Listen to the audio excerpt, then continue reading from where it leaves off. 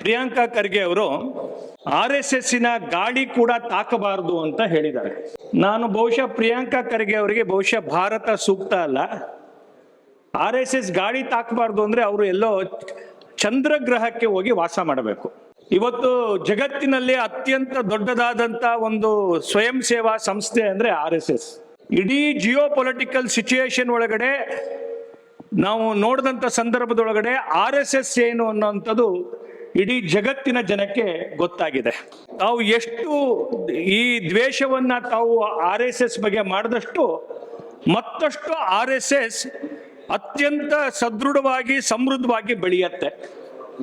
ತಾವು ಏನು ವ್ಯಕ್ತ ಮಾಡ್ತಾ ಇದ್ದೀರಿ RSS ಬಗ್ಗೆ ಮಾತುಗಳನ್ನ, ಅದನ್ನ ಯಾವುದೋ ಒಂದು ಕುಟುಂಬಕ್ಕೆ ಮೆಚ್ಚಿಸ್ಲಿಕ್ಕೆ ಮಾತನಾಡ್ತಾ ಇರುವಂತ ಸಂಗತಿ. ಸ್ವತಃ ಈ ದೇಶದ ಯಾರು ಒಬ್ಬ ವ್ಯಕ್ತಿ ಇದ್ದಾರೆ, ಆ ಕುಟುಂಬ ಇದೆ, ಒಂದಲ್ಲ ಒಂದು ದಿನ ಈ ದೇಶದಲ್ಲಿ ಇರ್ತಕ್ಕಂಥ ಪ್ರತಿಯೊಬ್ಬ ವ್ಯಕ್ತಿ ಕೂಡ ನಮಸ್ತೆ ಸದಾ ವತ್ಸಲೆ ಮಾತೃಭೂಮಿ ಅಂತ ಹೇಳೋ ದಿನ ಬಂದೇ ಬರುತ್ತೆ.